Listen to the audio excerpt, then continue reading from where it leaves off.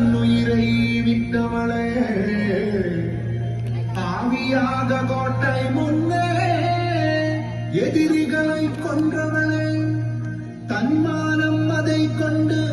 பெண்மானம் காத்தவளே குலப்பெண்ணாய் பிறந்து